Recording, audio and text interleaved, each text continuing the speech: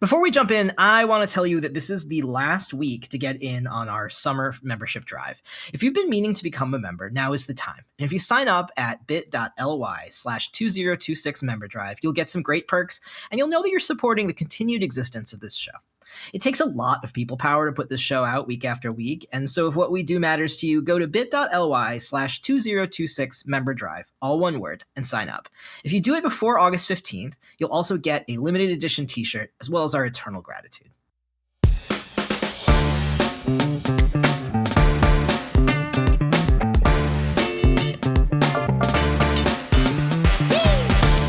Welcome to Block and Build, a podcast from Convergence Magazine. I'm your host and the publisher of Convergence, Caden Mock. On this show, we're building a roadmap for the movement that's working to block the impacts of rising authoritarianism while building the strength and resilience of the broad front that we need to win. This week on the show, we are going to explore state-by-state ballot initiatives and how they're being used to win back abortion rights in the wake of the Supreme Court's Dobbs decision. I talked to Jennifer Parrish-Taylor, who's the Policy and Legal Advocacy Director at the Ballot Initiative Strategy Center, about these initiatives and how certain red states are trying to override them, and some of the most important of these ballot measures that are worth paying more attention to this election cycle. But first, these headlines. We are still celebrating the huge wins last week in primaries in Michigan. Of course, there was the high-profile Senate primary in which Abdul El-Sayed ousted his opponent, who outspent him about 9-1. This included another record-breaking AIPAC investment of over $30 million. Also, I have to shout out former host of Convergence podcast, Hegemonican, Will Lawrence, for winning his primary for Congress in Michigan's 7th House District. Meanwhile, Tennessee also held elections last week in its newly gerrymandered districts, where the city of Memphis, seated in Shelby County, was divided into 3 GOP-favorable districts. State Representative Justin Pearson made it through his primary in his new district just fine, but we've got our eyes on the fact that it seems like voters are catching on to the gerrymandering game, and they are pissed. Democratic voter turnout increased by 20% across those 3 districts to reach its highest for a primary in over 10 years. Speaking of elections, the anti-democratic Save America Act tanked once again in the Senate late last week, in spite of Trump's primetime address a few weeks ago demanding its immediate passage. A truncated version failed to make it off the Senate floor in a session that dragged into the early hours of Saturday morning before Congress began a 5-week recess. This is a win, as this bill was the biggest, longest-running power play in Trump's quest to consolidate his power by either stealing or invalidating this year's elections. It's now a little too late for it to move forward before the general, but Trump and his cronies have plenty more moves left, and it's important that organizers stay diligent in their work protecting election integrity this fall. Finally, in the ever-growing number of ICE detainee deaths, a new report from Mother Jones points out that there is a crucial category of deaths that are being left out. That is, deaths of detainees shortly after they have been released.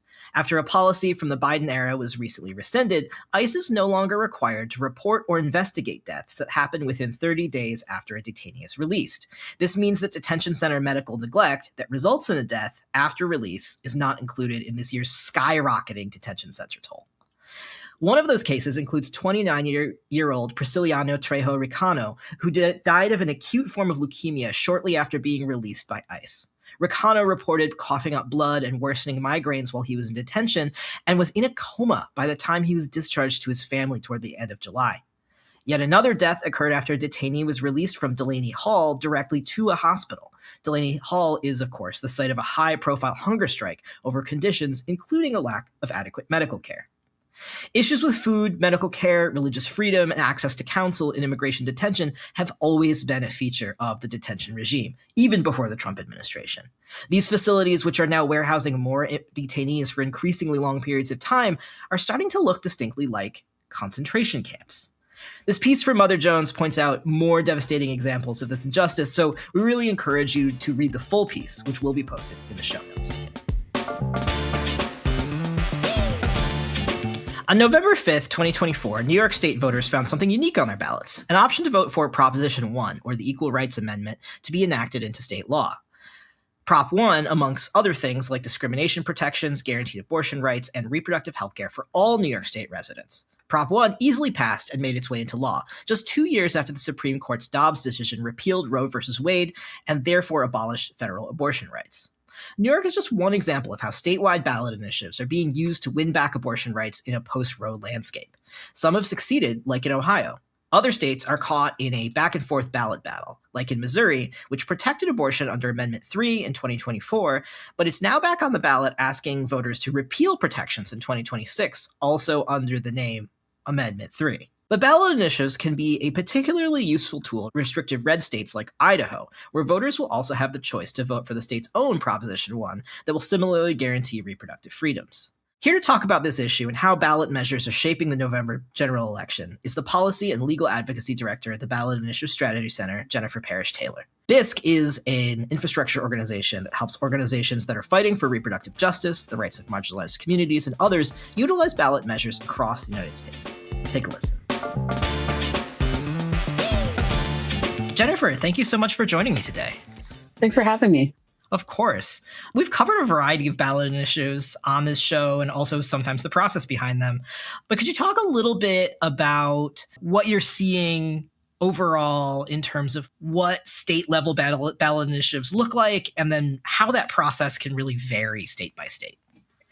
Yeah, so statewide, I would say, we're in a pretty defensive year. Unfortunately, we're seeing the process itself under attack, but also we're seeing a lot of issues, whether it is abortion rights, bodily autonomy, issues tied to a care economy or economic justice.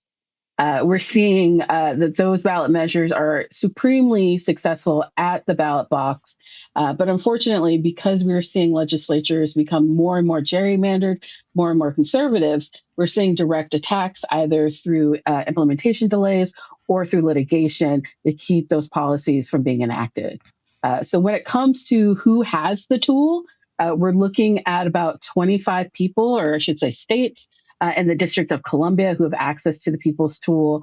And that varies. So you can either have something that is legislatively referred, meaning it comes from a legislature, or you can have a citizen initiative that is by the people, meaning that I have a great idea, I've convinced some other folks I have a great idea, and we've gone out and we've collected enough signatures to refer it to the ballot so other folks can vote on those issues. Some states have both. I'm in the state of Oregon, where we have both, and we're one of the oldest states to have the process, and some states only have one or the other. And I guess one of the things that we really wanted to talk about today was also the sort of like landscape on reproductive rights and reproductive justice, because direct democracy and ballot initiatives have been a great tool in the playbook for people looking to protect abortion rights in the states, especially because the Republican argument in the Dobbs decision was really about sending the decision around abortion access to go back to the states. What are the ways that you're seeing folks using the ballot measure playbook to expand abortion rights and then also look at, I guess, this big picture of how do we operate in an environment where Republicans want to devolve decisions back to the states? Yeah, I mean, ballot measures really are one of the last tools that the everyday person can utilize to effectuate change in their communities and make a material difference in the lives of their community and themselves. And so post-Dobbs, what we were seeing is that, voters in 10 states have passed abortion-related constitutional amendments. We are seeing that it is extremely popular at the ballot, that folks want to have access to reproductive health choices and to be able to make decisions about their own bodies. In Nevada, we saw it pass in 2024, that we know that they'll have to pass it again this year to be successful. And voters have defeated anti-abortion measures in Kansas and Kentucky alike. What we saw was that, when Roe was overturned, communities quickly mobilized to reclaim their power and protect reproductive rights. So it really became a catalyzing event for folks to say, hey, we are losing our rights in this moment. What can we do? And communities started organizing and started to take back that power and that autonomy to really make a difference at the ballot box. And we continue to see those struggles happen in the states that have the tool, where folks are continuing to bring the issue to the ballot. It continues to be a lightning rod, and we are still seeing fights on implementation happening, unfortunately, and especially litigation when it comes to this issue. I also wonder, looking back 2 years ago to the big ballot initiatives in a variety of states that were passed on abortion access, How do you think that the presence of those initiatives on the ballot change what the sort of like overall kind of like state level election picture looked like in those states? Yeah, I mean, we saw it used as a draw for voters to turn out. So you saw it both on the conservative side and the progressive side to say, and the framing at the time is very much of like, this is an important election. We need you to turn out. This is an important issue. And we continue to see that where really it is what draws folks to the polls, especially in off cycles when we're not facing a federal election. And also, unfortunately, we do see tactics where, because the opposition knows that this is an opportunity where folks will turn out, they will use that opportunity to draw light to other unfortunate policies that don't affect populations and communities in a positive way, and really make the lives of the everyday person harder. So it's, the thinking is, well, if you want to roll back abortion rights, then you also want to do X, Y, and Z, and they're also going to be on the ballot. So it is this tension, and it is a continual fight between both sides to turn our folks out, and to really make the case that, if we want to build a community and a country that is inclusive, where folks can, show up as themselves and live their lives and have choices, and control over, their own lives and their own bodies, then, it's important that we vote on these issues and we consistently show up, even if it isn't an election year. Yeah, that's a really interesting thing that like there is a way in which the presence of a ballot initiative can be animating both for the folks who want it to pass and also the people who want it to fail. Exactly. Are there some examples that you can think of like in the past couple years, especially where the presence of a ballot initiative in a specific election has really like shaped the terrain in that state?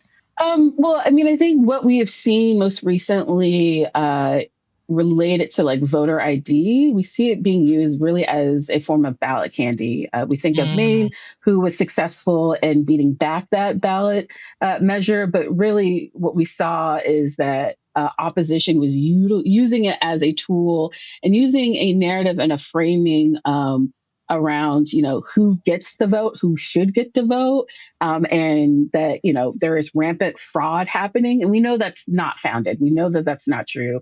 And it just led to, conspiracies, and really a level of fear that folks had about the sanctity and the safety of our elections, tapping into, I think, feelings of past elections where folks are very anxious about, the outcomes and, was it done correctly? Was it done fairly?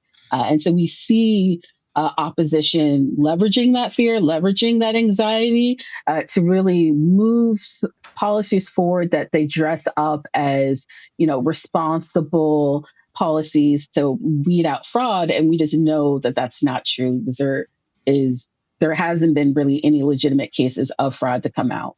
Yeah, for sure. I think the other thing that is definitely on my mind in terms of, I guess, the like high level picture is also the impact of dark money in politics and the like Absolutely. amount of expenditure that is happening. I live in California where like it feels like ballot measures are big business here in a lot of ways. Like there's just like a massive amount of money that gets shoveled into those races cycle after cycle. But how has this influx of cash change the way that ballot measure races look and the overall landscape of your work? So, what we've seen in looking at the attacks on direct democracy, explicitly, I'm thinking of Florida, for example, who in the past couple of years have passed severely restrictive policies, whether pertaining to signature collection, voter thresholds, the cost per sheet of collecting signatures, and quite frankly, the criminalization of the process. So in Florida, they have gone from, collecting signatures for a ballot initiative would cost maybe 10 cents per sheet. Now it's shot up to upwards of $5 per sheet. So you can imagine, the cost that that's going to incur on behalf of, grassroots organizations that aren't deeply funded, that they've had to be innovative in the ways in which they've responded to this moment.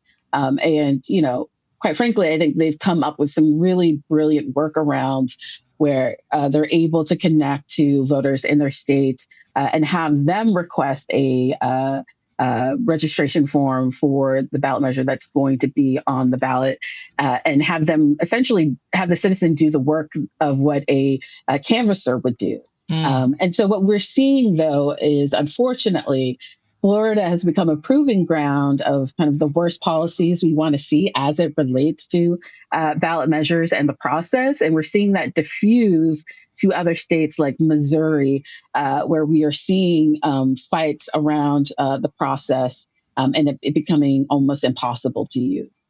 Yeah, that's also very interesting that like the success of a lot of these sort of like very popular, and I guess we might even say populist ballot measures that like a lot of people, like large swaths of the population, want to see passed, also then create a vulnerability in states where there are legislators that are legislatures controlled by folks who are opposed to those policies. Yeah, I mean, and I think that is indicative of just how successful these ballot measures have been and how popular they've been. The opposition would not be fighting this hard and would not be trying to make the process this difficult if folks weren't being successful.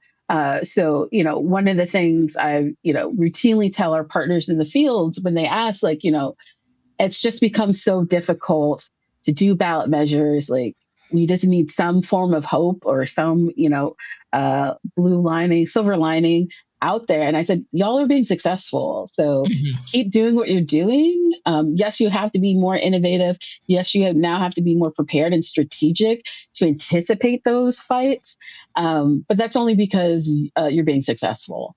Well, let's dig in a little bit, I think, in particular to the reproductive rights landscape, because I think that there's a way.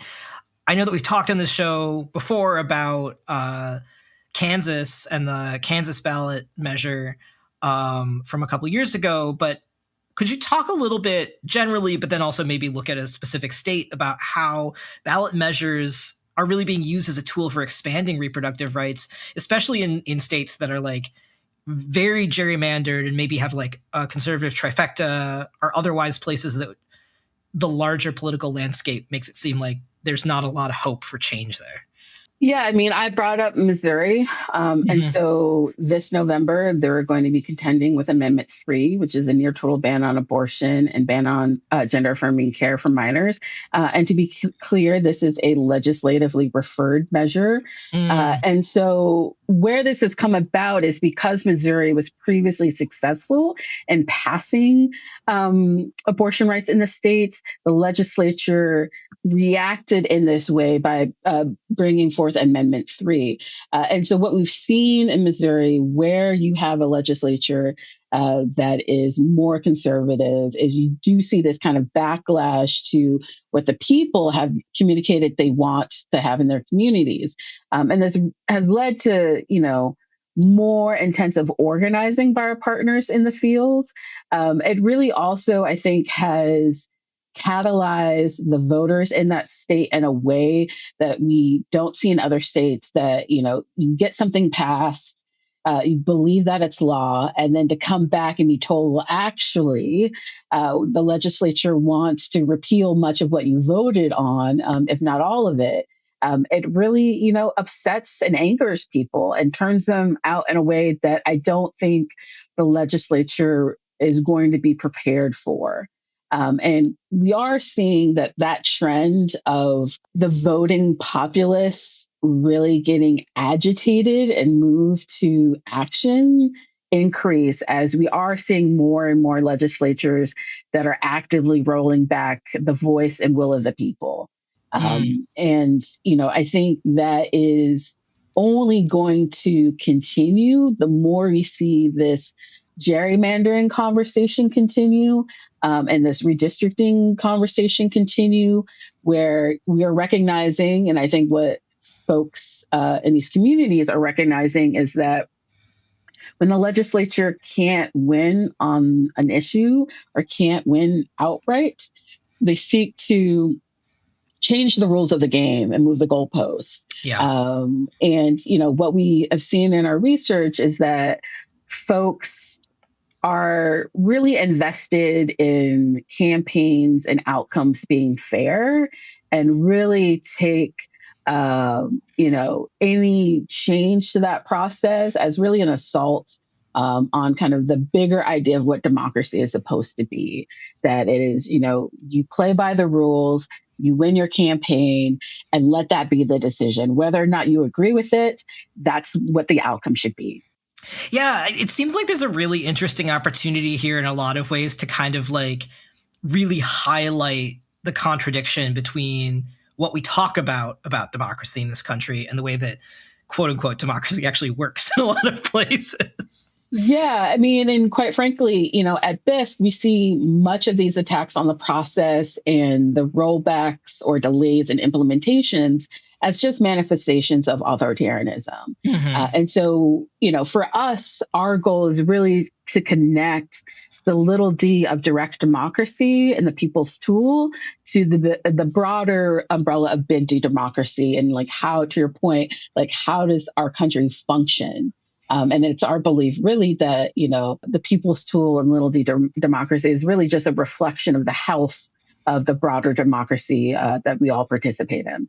I guess let's talk a little bit. I'd like to hear a little bit more about, so Amendment 3 in Missouri was already approved to protect reproductive rights in that state, and then so this is what's confusing. So they tend to use the same numbers, and it's back and forth. So in November, what's going to happen is that Amendment 3, which again is a near total ban on abortion and a ban on gender affirming care for minors, again, which is a legislatively referred policy. So this would repeal and replace 2024's voter-approved reproductive rights amendment to ban abortion with limited exceptions. So those exceptions would be medical emergency, fetal anomaly, or rape and incest only before 12 weeks gestation. So it requires parental consent for minors seeking abortions, advanced gender-affirming medical care for minors, including surgeries, cross-sex hormones, and puberty blockers. So yeah, we see this kind of back and forth where the will of the people is made known through the vote at the ballot box, and they pass something super progressive at the ballot box, and then you see the legislature, or whether it's the Secretary of State or Attorneys General, issue out policies that they then refer to the ballot or do litigation to, as I said, delay implementation or flat out roll back the pieces of the policy that they don't want to see be implemented. But I will say it's not all doom and gloom, because we have states like Nevada that has Question 6, which is right to abortion, and that's a citizen initiative, and it's provides for a state constitutional right to abortion before fetal viability. And then Virginia, we have HJ1, which is right to reproductive freedom, which is a legislative preferred ballot measure, which would amend the Virginia Constitution to establish the right to make decisions about all matters related to one's pregnancy. So while we are in a defensive stance, there are spots where we're seeing proactive and progressive policy being moved and being voted on this November. That is exciting. It's like exciting to hear that people are still sort of like trying to make some forward motion here on a lot of these issues. I know that another one of the states is Idaho, which is potentially. Yeah, potentially, which is huge. I feel like Idaho is one of these states that's like so, like, I think of it as a place that is so repressive and so just like locked down in terms of like what is possible there politically. Absolutely. But what we're seeing is that in Idaho, they're looking to move a piece of policy that guarantees every person the right to reproductive freedom and privacy, including but not limited to decisions on pregnancy, contraception, fertility treatment, prenatal and postpartum care, childbirth, and abortion. But I think also, being from Oregon, I think we sometimes have an idea, to your point, of, what an Idaho looks like, but they're actually doing some pretty interesting work that I think, quite frankly, has a streak of libertarianism to it, where, I think when it comes to like fundamental rights, I think folks have a very clear idea of what they want to see passed and what they'll support. And it can be surprising, quite frankly. Yeah. And I mean, it really highlights the fact that like you really do have to go state by state in terms of how you communicate about issues. And that like it seems that putting a measure like that on the ballot in a state that is really like deep red is an opportunity to like do some really meaningful like political communication about what it is that people want and what people's values are, and like do it in a way that is not necessarily about like big national political personalities as well. Like that feels like an opportunity to me. Yeah, I mean, I think it's a prime example that, politics is local. And I think it is a testament to the organizing work that is behind many of these measures, where, these are neighbors having conversations about pretty contentious issues where, they may not fully agree, but they recognize that fundamentally, even though I don't agree with you, I do agree that you should have the right to this access. Mm-hmm. To this care. And I think really this is a reflection, or potentially is a reflection of um, just what happens when you have face to face conversations with folks, not once, not twice, but multiple times, and really make a commitment and a investment in having those conversations, but also humanizing that person that may have an opposing view. I think it is easy to fall back on, I'm right, you're wrong, and we're not going to get past that, than to say, well, I may feel this way about the issue. You may feel a way about an issue, but is there a common ground where we can meet, where like you see me as an individual and you see why this is important to me, and I hear your concerns about what's important to you. And that really is what leads to change, quite frankly, is, the conversations that are uncomfortable that we have with each other, that pushes us to really see the opposing side. And that's not to say that, there are conversations that are just non-starters, because I think those exist. And quite frankly, I'm not interested in having a conversation with someone who can't see my humanity. And so we're not asking folks to have those kinds of conversations. Yeah. But where you can, meet in the middle, or at least cede some ground, have those conversations. And yeah, I mean, it seems to me that also being able to talk about this in a much more like popular way, as opposed to like we're talking about what some talking head on Fox News said. No, we're actually talking about a policy that's being proposed by people and that people actually want, changes the tenor of it too. I think it does. I think there are advantages and disadvantages to whether something is legislatively referred versus a citizen initiative. I think there's a level of politics that is there when it is legislatively referred, and you have to lobby your legislator and do more kind of the inside under the dome kind of baseball strategy. Yeah. Whereas when it's citizen initiative led, it really is, or it can be, a reflection of the needs of the community, and really thinking through, envisioning around what's the community I want to be a part of. What does that look like? Who is included? And how do we make that happen? So I think it really is identifying a gap, coming up with a solution, and then presenting a vision to your neighbors, quite frankly, and strangers. And like, who does that most effectively? It really leads to the success that we're seeing. Yeah, I guess I'm also curious about kind of the flip side of that, like thinking also about some like a situation like in Missouri where there is this sort of like back and forth of ballot measures. Like, are organizers there finding that it's hard to mobilize people, like because of the sort of like confusing nature of it that would potentially feel just kind of demobilizing? Actually, if anything, we're seeing the opposite. Nice. We are seeing folks that are fired up. And, we know that the work in Missouri has led to them collecting the amount of signatures that they need to beat back, at least when it comes to redistricting, to beat back some of the maps that are on the table. And that has bled into some of these other issues, such as the abortion issue, where folks see, the legislature not engaging in good faith conversations and arguments around the process. And quite frankly, trying to distort that process so that the everyday person can't access it. And again, I think it goes back to what I said about folks wanting things to be fair and have it be a level playing field. And so, yes, they go through this back and forth and folks are tired, but they also are committed and deeply committed to winning because they know it's possible and they've done it. And so I think it then becomes, quite frankly, a conversation around, well, how much more support do we need to get so we can truly say that, this is a reflection of our community and the voice of the people, and they've decided on this issue, and let's leave it alone and let's move on. No, that makes sense. It's reassuring to know that folks are seeing that in the field, that people are fired up about. Yeah, they're fired up, but I would also say on the flip side of that, it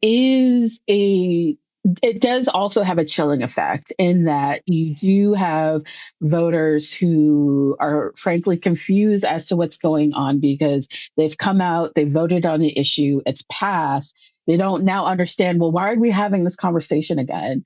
And then it leads to a level of disinvestment in the democratic process because they've said, well, I voted. Does my vote not count now? Because now you're telling me that we have to do this again and that the legislature has rolled back what we voted on previously. And so I think there is a level of disaffection that happens. And that is a hill that, has to be overcome. And so it's important, or at least what we've seen is that the folks in the field, they have to be able to convey this is also important. We hear you. Yeah, it's really messed up what's happening, but that just means we have to make our voices louder. And so it can be a catalyzing event, but also it means you're spending more time having conversations around the importance of the moment. Yeah, no, that seems really challenging. And I think that the other thing that does feel hard, especially in the sort of moment of authoritarian consolidation that we're living in right now too, is that things that happen on the federal level are sort of outside of the purview of these state level ballot measures. And while a decision like Dobbs is no, we want to devolve these decisions back to the states, we also have been seeing a lot of behavior that points in the opposite direction from the Trump administration, from Republican-controlled Congress. It's no, we also want to make some decisions on your behalf at the federal level because we don't like what you're up to at the state level. So I'm wondering if there's tensions also that people are feeling in these states in terms of pressure from the federal government or things that you all are thinking about or worried about as part of these direct democracy strategies. I think where the pressure shows up is in the conversation around redistricting and the conversation around essentially ballot access. So, I talked about previously the policies that we've seen related to photo ID requirements. It really is all of these tactics and tools are just ways to control who gets the vote and who gets to engage. And we know that these kinds of policies disproportionately affect communities of color and other marginalized and underrepresented voting groups. And that's by design. Yeah. And so, if anything, when academics talk about the moment that we are in, they stress the importance of resistance and vocal and loud resistance. So, I would say we're at a stage where we need to move beyond just the No Kings rallies and actually articulate what our demands are in this moment and what we're willing to do to beat back this phase of authoritarianism that we are in. And I think that shows up locally in the states. I think to the point I made about folks being energized to really demonstrate and use their voice and their vote to make clear, what they want to have happen in their states, even if those directives that come from the federal level are, trickling into state leaders and the actions that they're engaging in. Well, I think one of the places that I want to like give you some space to talk about too is like what is the kind of like landscape of ballot measures that's shaping up for this fall? What are the sort of like issues and sort of key places that you're seeing big organizing drives cropping up? And also if there are other issues that we haven't talked about. I know we've talked about reproductive rights, also bodily autonomy for trans people, and a little bit about photo ID for voters. But are there other issues that you're seeing popping up around the country for ballot measures this fall? Yeah, so there is a lot that's going to happen this November. And so I would say of the ballot measures that we are tracking in the 25 states in the District of Columbia that we're looking at, the bulk of those measures, quite honestly, fit within democracy and direct democracy. And so what that tells me, again, is that our opposition recognizes the success that folks have been having at the ballot box on a number of issues and are looking to dismantle the system any way that they can. And so we're seeing, as it relates to just issue areas, we are seeing it fall also within like economic justice. We are seeing it, as I mentioned, bodily autonomy that's come up. Really, we're seeing it show up in the gaps that currently exist between kind of what the state should be doing for communities and what's actually happening. And so, meaning that, we've seen it used for affordable housing, we see it used for raising the minimum wage. And so those are all things that, get decided at the state level, but also at the federal level. But folks are seeing this growing gap between, the cost of everyday items and what they can afford and what they're making. And they're turning to ballot measures to effectively make those kinds of changes. That is interesting. I mean, it makes sense to me why like those kinds of ballot measures be incredibly popular. And I think that this like use of ballot measures to sort of curtail the ability of people to participate in their own democracy is like really it's such a like frightening twisting of like an important tool that folks have to be like, no, this is the state that we want to live in. This is the environment we want to live in. And I think that your read on this as being a like the way that like our opponents are reading the room and reading the sort of like frankly the unpopularity of their own policies too is like absolutely really I think advice well taken. Could you, I guess, share with our listeners, are there like specific ballot measures that you know of that you all are tracking very closely that you think feel like sort of like bellwethers for this year? That's a great question. We are heavily tracking the ballot measures related to bodily autonomy, as we stated. Mm-hmm. And so we'll be looking at states like Arizona, Colorado, Missouri, Nevada, and Virginia, as well as Washington. I think Washington specifically is a bellwether for me in that you have a state that has a billionaire who has routinely brought about restrictive, problematic policy year after year. And we're talking about numerous policies a year. And what we're seeing is that kind of behavior and approach is starting to pop up in other states where you have deep-seated pockets and individuals that have a certain viewpoint and perspective of what society should look like and are willing to fund those ideas, regardless of the impact it'll have to the everyday person.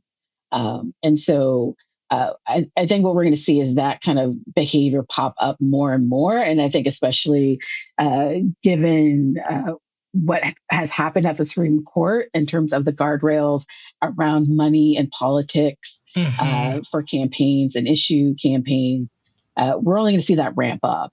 And we're seeing additionally this national narrative around reform and transparency around the process. And so you see pieces of policy tied to, as I mentioned, voter ID. You see policies tied to increasing voter thresholds, to requiring supermajorities. You're seeing policy tied to increasing thresholds related to signature gathering. In some states, as I mentioned, like Florida, criminalizing the process, meaning that as if I'm a circulator and I don't fully read out a ballot measure in detail, I don't make it known who I am, who I'm collecting for, et cetera, who I work for, all of those things, I could face legal penalties. And so all of this is in the name of reform and transparency and getting fraud and waste out of the process. And really on the face of it, and it sounds all reasonable when you read the policies. But what we're finding, quite frankly, is that it is further restricting the process. It's making it more expensive and difficult. And we're going to see that, unfortunately, I think only increase in states where, to your point, where the legislatures aren't, they're out of step with the populace that they're representing. And they have very kind of narrow conservative viewpoints of, policies that should pass. We're going to see that increase in those places. And then we're seeing it also coupled with this legal strategy that, and we're seeing it happen in Florida. We're seeing it exported to other states like Missouri, where they're seeing the opposition is seeing how far they can go with a particular piece of policy and what will be stripped away in the courts, what will be upheld. And they're starting to set precedents and a precedent that, is going to be exported to other places as the opposition is thinking through, how can we make this harder? What can we get away with? And really our job at BISC and part of my role as part of our Defending Direct Democracy work is to really think through kind of what are those patterns of behavior that we're seeing tied to issue areas in litigation, and how can we prepare our folks in the field to respond? Because we have to get sharper, we have to get more strategic, and not only in how we run our campaigns, but how we prepare for these kinds of attacks, because they're only going to get more intense as we move on. Is there anything else you want our listeners to know about ballot measures, especially in this critical midterm year? We talked a lot about some pretty heavy issue areas where there are threats and rollbacks. But I want to remind folks there are opportunities, and we are seeing folks working on some really proactive policy, some looking to also protect the tool itself. And I would just remind folks that, where they have citizen initiative processes, that means you have the tool to make any kind of change you want to see happen in your community. And just think about that you just got to get enough people that have that shared vision. They're willing to sign their names down on a petition, and you turn it in, and it can turn into this policy that everyone then votes on. And so in the face of just so much harm that we're seeing in our communities, we still have this tool. And again, they would not be fighting so strenuously and so intensely if folks weren't being successful. And so I would say don't cede your power early. Don't give up hope. You still have tools at your disposal to fight in this moment. And the opposition is relying on you to give up. So don't give them the satisfaction. Amazing. Well, thank you so much for coming by and filling us in on kind of what the landscape looks like this year, because it's going to be an interesting election season. That is for sure.